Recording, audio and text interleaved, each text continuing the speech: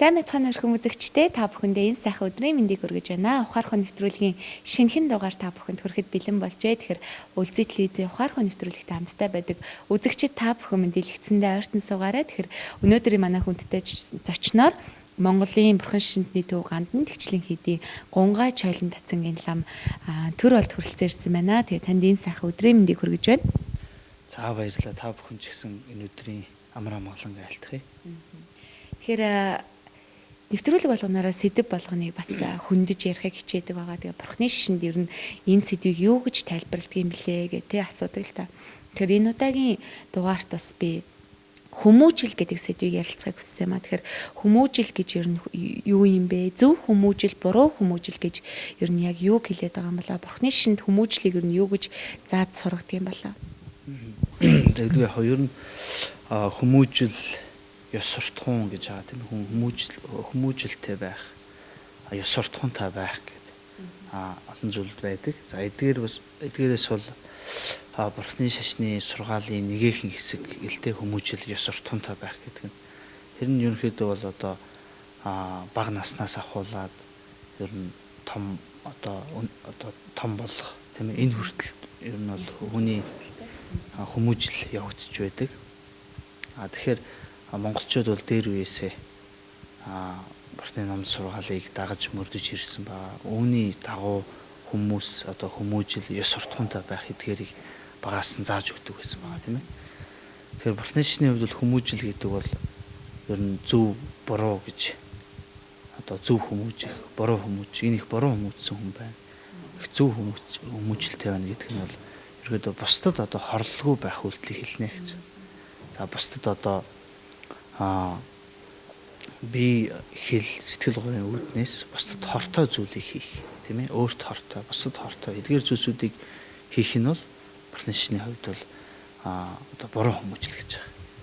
За тэгээд зөв хүмүүжил гэдэг нь бол одоо бусдад тустай юм уу, эсвэл бусдад хорлолгүй байх, өөрт хорлолгүй ийм үйлдэлүүд бол одоо зөв хүмүүжил гэж ерөнхийдөө товчхондоо бол нэг иймэрхүү байна. Тэгэхээр бас яг одоо телевиз үзэн суугаа үзэгч дунд насанд хүрээгүй хүмүүс байгаа л да тий. Заавал Бурхны шишинтэй шишингүү гэж ялгалгүйгээр маш олон одоо олон төрлийн насны хүмүүс үзэж байгаа. Яг одоо хүмүүжлээ олох гэж яваа тий. Хүмүүжил гэдэг зүйлийг одоо мэдэрч яваа хүмүүс бол ихэвчлэн шилжилтийн насны хүмүүс ч юм уу тий 10 жилд сурж байгаа хүүхдүүд яг өөрийнхөө одоо төлөвшлийг олж идэг. Яс суртахуун гэдэг зүйл юу юм бэ гэдэг зүйлийг мэдээж авч идэг. Тэгэхээр хүний хүмүүжилд ер нь юу нөлөөлдөг юм болоо? Ээж аав нөлөөлдөг юм болоо? Нийгэм нөлөөлдөг юм болоо? Эсвэл энэ бүгд нөлөөлдөг байж болно те. Тэгэхээр Бурхны шишний зүгээс ер нь хүнд за тэр тусмаа энэ хүүхдүүдэд яаж нөлөөлж байна вэ? Заавал Бурхны шишин гэхгүйгээр би ер нь шашин гэж хэлсэмээр санагдаж байна. Ер нь шашин болон өөрсдийн ёс зүй гэж зүй тогтол гэж байгаа. За тэгээд Бурхны шашны хувьд бол бусад ер нь Бурхны шишний гол одоо зарчим бол юу вэ гэхээр гол сургаалын хамгийн гол огш юм нь бол бусад одоо тустай байх, сайхан сэтгэлтэй байх гэдэг. Тэгэхээр эндээс одоо хүмүүжил хамаарна гэж. Бусад одоо сайхан сэтгэлийг түгээх, сайхан сэтгэлийг одоо бусад түгээх. Түүний үүднээс одоо бие хэлээр одоо зөв зохистой одоо явдал мөрийг хийх. Энэ нь бол одоо гол нь одоо тэр зөв хүмүүжил гэдэг зүйл эхэлж байгаа л да үүнээс. За тэгээд Бурхны шишний одоо сургаалууданд бол одоо 10 хар нүглийг төвчих тэргүүтэй бусдад одоо хорлолттой үйлдэлүүдийг төвчсөн тийм одоо нүгэл гэж нэрлсэн зүйлсүүд байгаа. Эдгээрийг бол одоо үйлдэх нь бол бусдад хорлолттой. Эдгээрийг үйлдэж байгаа бол хүмүүжил одоо буруу байна гэсэн үг. Тэгэхээр жишээлх юм бол 10 хар нүглээс аваад үзэх юм бол биеэр үлддэг 3 нүгэл гээд хилээр үлддэг, хил амаар үлддэг 4 нүгэл, сэтгэлээр үлддэг 3 нүгэл. Гэт ингээд дандаа хүмүүжил гэдэг байгаа зүйл чинь өөрөө тэр хүн чанар гэдэг байгаа дотоодын тэр зүйлсүүдийг бол үүнээс харгалцнаа гэж байна. Тэгэхээр жишээлх юм бол одоо амтны аим таслах, одоо эс өснийг авах буюу хулгай хийх тийм ээ. За буруу хурцал гэдэг. Эдгээр зүйлсүүд бол бүгд хүмүүжил дорой байна гэсэн үг. За мөн одоо хэлээр үлдэж байгаа. Гол нь хүмүүжил бас одоо хүний хэл ярианаас бас хамаардаг тийм ээ. Одоо худлаа ярих тэргүүтэй. За хов зөөх, хүмүүсийн хооронд хагаралдуулах.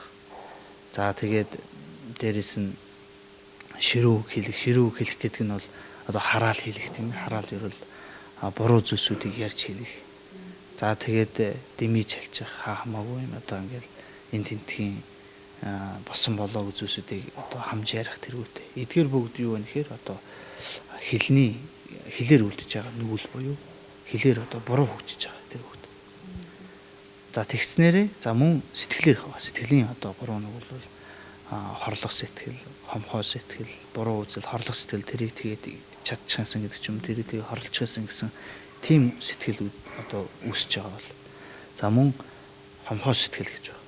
Шунах сэтгэлтэй бусдын зүйлсэд шунах. За мөн цаашлаад нарийн ярих юм бол одоо атаархах тийм ээ. Атаач өтөө гэл. Эдгээр бүгд нийлээд юу байна? Буруу үзэл. Буруу үзэл гэдэг нь бол цаашлаад яг нь бусдыг буруугаар дүгнэх. Зөв юм хийжсэн ч гэсэн төр ханыг хараад энэ буруу зорилгын үүднээс ийм буруу зүйл хийж гин, зөв зүйл хийж гин. Энэ хотлоо яг үнэн хэрэг дээр бол энэ хүн бол одоо зөв зүйлийг бол хийх ёсгүй гэдэг ч юм уу. За ингээд бусдыг буруугаар дүгнэх тэрүүтэй. За эдгээр бол бүгд яг нь хүмүүжлэлтэй одоо холбогдож очиж байгаа. Тэр хүмүүжил гэдэг байгаа зүйл бол товчхондоо бол яг нь энэ 10 хар нүгэл тэргүүтэй. Ер нь одоо бурхны шашинд нүгэл гэж одоо томьёолсон зүйлсүүд бол юу вэ гэхээр хүмүүжил, буруу хүмүүжил юм аа гэж. Тэгэхээр үүнийг одоо чадах чинээгээр хэрэгжүүлэх. За энэ нь бол одоо зөв хүмүүжил юм аа. Бусдад гол нь хорлолгүй байх. Өөрсдийгөө биеийг зөв авч явах энэ тухайд хүмүүжих ёстой. Тэгэхэд бол одоо бага наснаас нь хүүхдэд буруу одоо үйлдэлийг харуулж болохгүй, буруу юм ярьж болохгүй.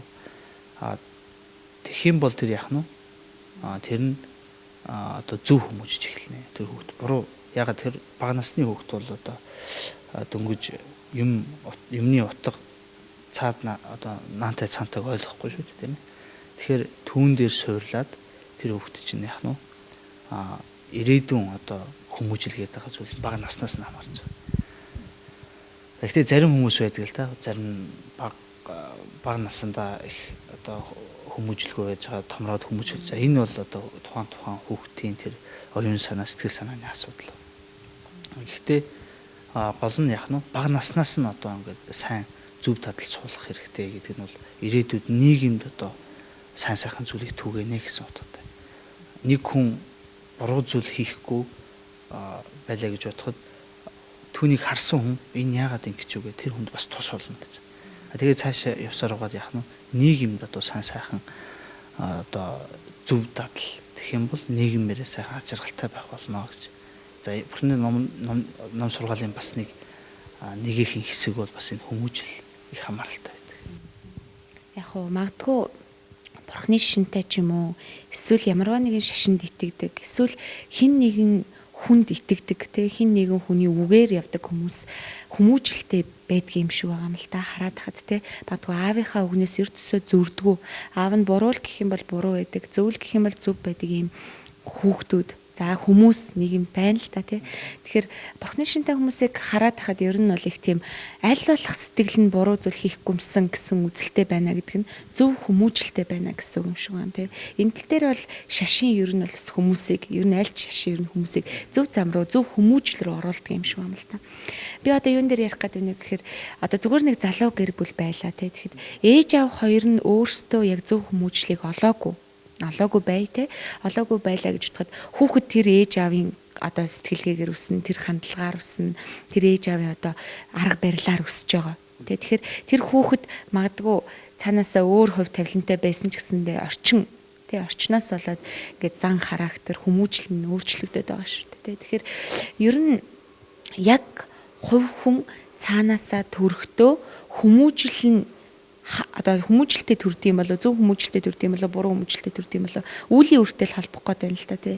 Ер нь хүн төрхтөө хүмүүжил гэдэг зүйлийг өөрөөсөө аваад төрдөг юм уу эсвэл эн чинь бий болдог зүйл юм уу? Яг хоо бүр нарийн ярих юм бол одоо бурхны ном сургаал дээр бол яг урд төрлийн тэр нэг дадал зөв дадал гэж урд төрөл хой төрөл гэж байгаа гэж үзэж байгаа тийм ээ. Тэгэхээр тэрний урд төрлийн тэр дадал урд төрөлтөдөр хүн одоо их зөв юм хийж исэн. Тэрний дадлаар бол хүн энэ наснда бас түүний дагуу бас зөв дадлаар явдаг гэж үздэг.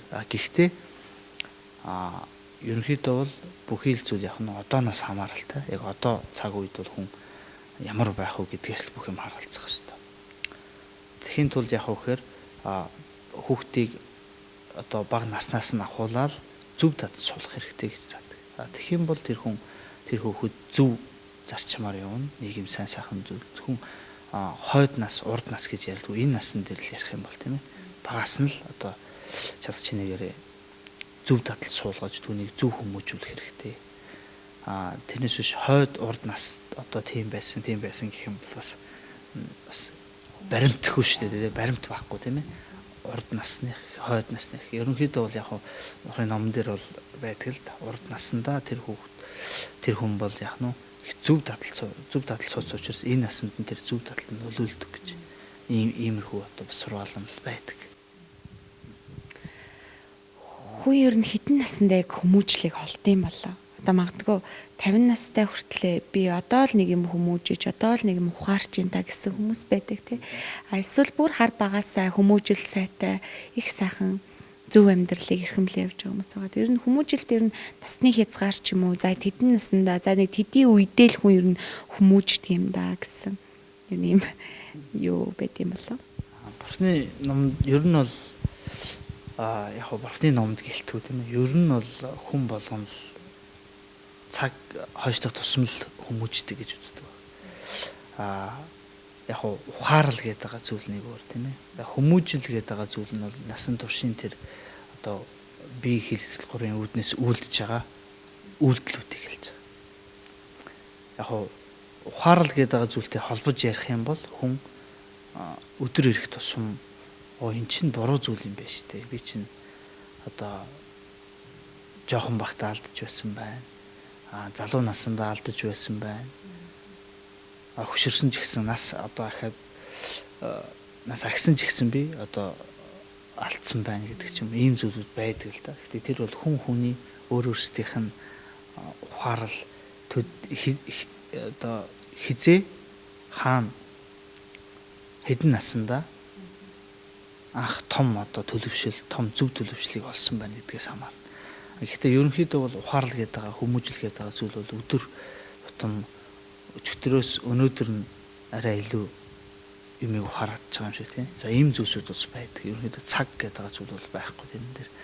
Яг хэдэн наснаас хүн хүмүүжиж эхэлнэ гэсэн тийм хугацаа бол байхгүй. Хүн хүний өөрийн тэр үүлийн үр гэдэг, өөрийн шүтэн барилга, өөрийн зөв буруу дадал гэдэг эдгээр бол одоо хүн хүнийх өөр учраас тэгж тайлбарладаг.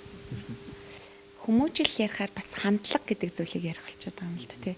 Ер нь ингээд зөв хандлагатай хүмүүс байдаг шүү дээ. Цаанаасаа л бүх зүйлийг муу юмнаас чи эергийг нь олоод харчдаг тий.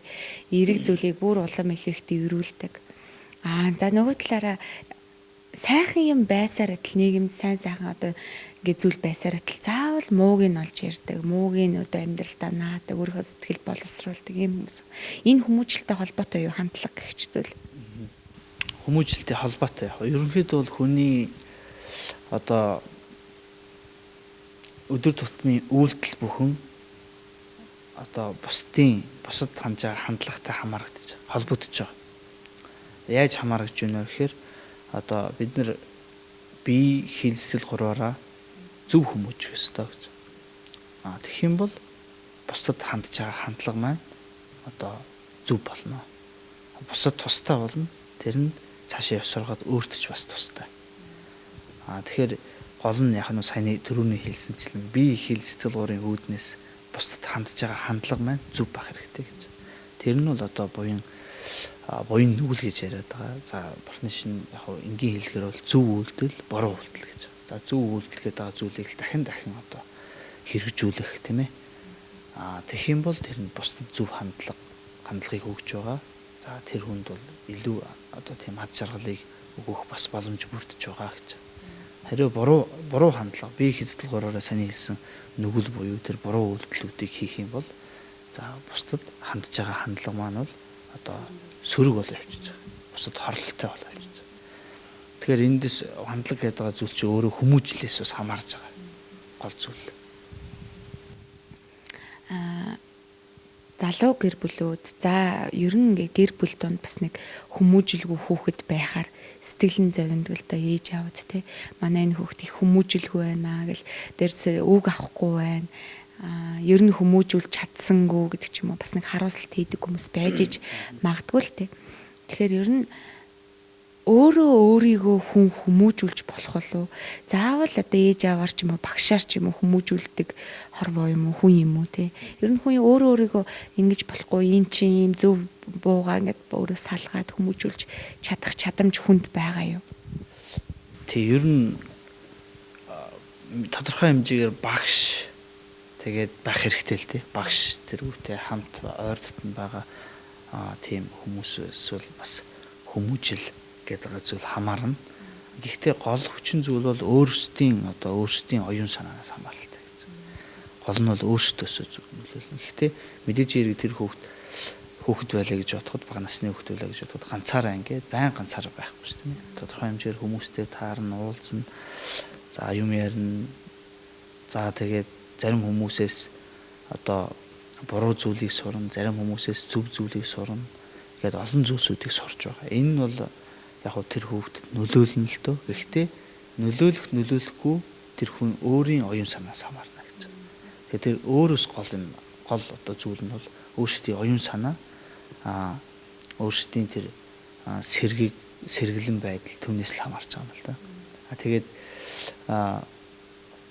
хүн ингээд би болоод за хүн жоохон хөвгт байлаа гэж бодхоо тийм ээ. За өсөөд ингээд нас ахих тусам бол олон зүйлсүүдийг ухаардаг, олон зүйлс дээр хүмүүждэг. За амьдралын зарим буруу зүйлийг хийдэг, зөв зүйлийг хийдэг тийм ээ. Тэгээ үүнээсээ л хүн өөрөө ухаарлыг хүмүүжлийг олж байгаа юм шиг. За гол нь л яах нь тэр хүүхэд оюун санаа цэвэр байх юм бол тэр нь түүгээрээ дамжуулаад хүн өөрөө хүмүүжиж болно. Хүн өөртөө яах нь зөв амьдрах, аз жаргалтай байх бүхий л зүйлсүүд өөрөө шалтгаална гэж Бурхны номон заадаг. Аз жаргалтай амьдрахыг бид бүгдээрээ хүсдэг тий. Бүх амьтад хүсдэг юм шиг юм л да тий. Аз жаргалтай амар амгалан инээд хөр баясал дургу хүн гэж байхгүй шүү дээ тий. Инээж байгаа хүн их муухай харагдах юм а гэдэг үг бол бас баг хэлэгддэг байх л та. Ууралж байгаа ч юм уу тий. Бусдад хор хөнөөл учруулж байгаа хүн л одоо бас муухай харагдаад байгаа юм шиг байна л да тий. Тэгэхээр Бурхны шашингүй хүн тий Бурхны шашингүй хүн яаж ер нь юунаас тий Бурхны шашин бол яг зөв бай 10 хар нүглийг дэвч 10 цагаан буйныг дэлгэрүүл гэж юм л та. Бурхны шашингүй хүн огт хүмүүжилгүй байна гэж байхгүй л дээ тий. Тэгэхээр Бурхны шашингүй хүн хэрхэн ер нь хүмүүжилтэй байдаг вэ? Юунаас хүмүүжлээ олж авдаг юм бол? За мэдээж хэрэг Бурхны шашингүй хүн ч вэ? Ямар ч шашингүй хүн бэ? Яах нь хүн зөв хүмүүжилтэй хүмүүс байдаг л да. Тэднэр нь бол мэдээж хэрэг амьдралын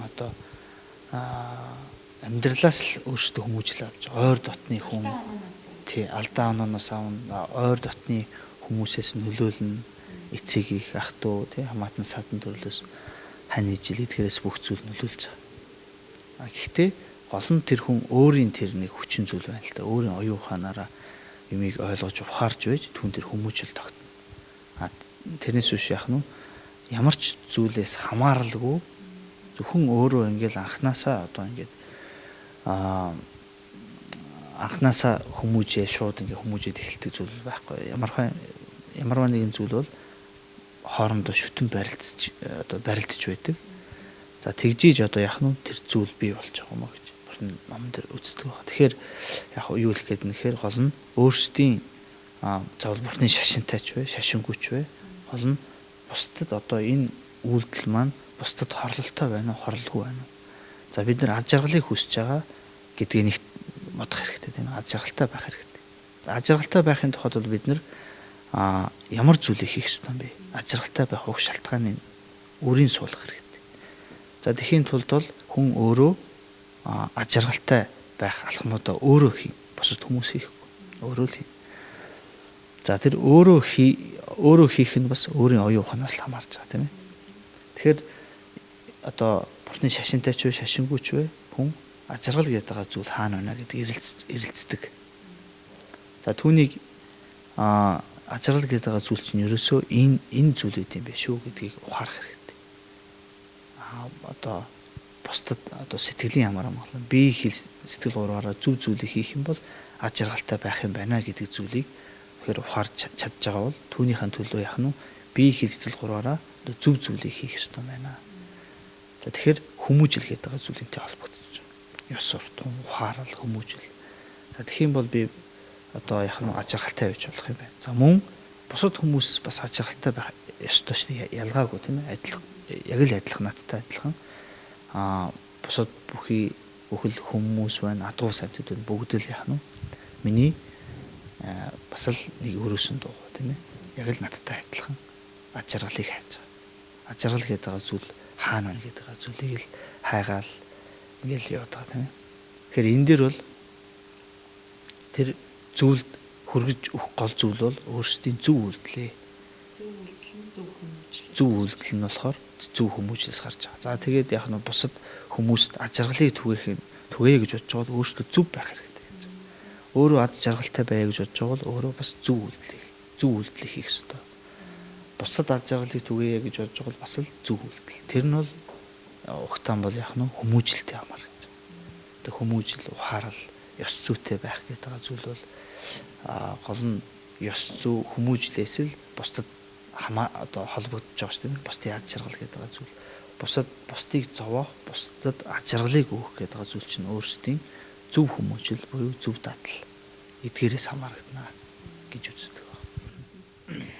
Нэвтрүүлэх маань ерөнхийдөө өндөрлөгт өгч юм л та. Гэхдээ магадгүй энэ асуултыг хамгийн түрүүнд тавих хэрэгтэйсэн баг. Хүмүүжлийн анхны нэг чинь хаана вэ? Таны хувьд, лам хүний хувьд. Яг юу л юм да. Ухаарал гэж яг би бодож байна л та тийм ээ. Ухаарал гэдэг байгаа зүйл.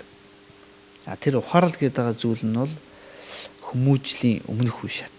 За тэгээд тэр өөрийн оюун ухаан гэдэг байгаа зүйлээс хамаарч байгаа. Өөрийн оюун ухаан гэдэг байгаа зүйл нь бол одоо амьдралыг одоо зөв ажиргалтай амьдрал, зовлонтой амьдрал хоёрыг судлах хэрэгтэй байна л да. Тэгэнгүүт тэн чинь яг нь ухаарал гэдэг байгаа зүйл түүн дээр бий болно гэж. За тэгээ явсаар угаад тэр хүмүүжил гэдэг байгаа зүйл рүү орчихно. Яагаад вэ гэхээр би ажиргал гэдэг байгаа зүйлд хүрэхийн тухайд энэ буруу зүйлсүүд, буруу үйлдэлүүд бол бүгд миний ажиргалын одоо саад юм байна. Тэгэхээр үүнийг ухаарад тэр ухаарлаас үүдээд яг нь тэр хүн хүмүүжнэ гэсэн утгатай. Ерөнхийдөө бол ингэж л яг нь Бурхны номонд дэш тэр яг нь одоо ухаарал хамгийн чухал. Зөв.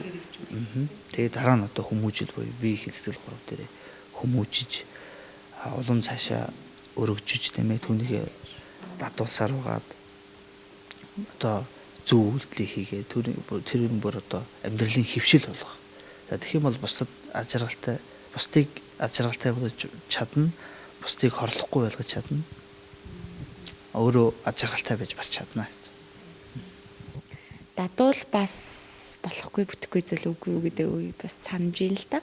Тэр магадгүй телевиз үзэн суугаа үзэгч тунд хүүхдээ хүмүүжүүлэх гээд магадгүй зовж одоо санаан зовж те сэтгэлэн чилэрхдэг тийм хүмүүс байх юм бол сайн үлд дадуулаасаа гэж бас хүсмээр байна. Сайн үлд үлгэрлээсэ гэж бас хүсмээр байна. Тэгээд манай нэвтрүүлэгт үргэлж ингэж сайхан сургаал номлолоо хайрладаг төр болд танд чин сэтгэлээсээ баярлалаа. Хүмүүжлийн талаар бас багч гсэн зүйлийг үзэгч төв маань ойлгосон болов уу гэж бодож байна. За баярлалаа. Та бүхэн ч гэсэн ажлын өндөр амжилтыг хүсье. Мөн цаашлаад одоо бусдад сайхан ухаарал тийм ээ зөв дадлыг дэлгэрүүлээсэ гэж сайхан ерөөлийг дэвшүүлье. За баярлалаа. Тэр ерөөс бат сайхан оршихолтгой. Тэгээд ухаархай нэвтрүүлэгтээ хамтдаа байсан үзэгч та бүхэндээ чин сэтгэлээсээ баярлалаа. Тэгээд зөв хүмүүжил, зөв ирмэлцлэл, зөв хандлагын төлөө хийгдэж байгаа энэ хүн нэвтрүүлэг маань та бүхэн таалагддаг гэдэгт итгэлтэй байна. Энэ удаагийн дугаар маань Бурхны шишний асрал төвөөс та бүхэнд хүрлээ. Нэвтрүүлэгтээ хамтдаа байсан үзэгчдээ баярлалаа. Баяртай үзэгчдээ.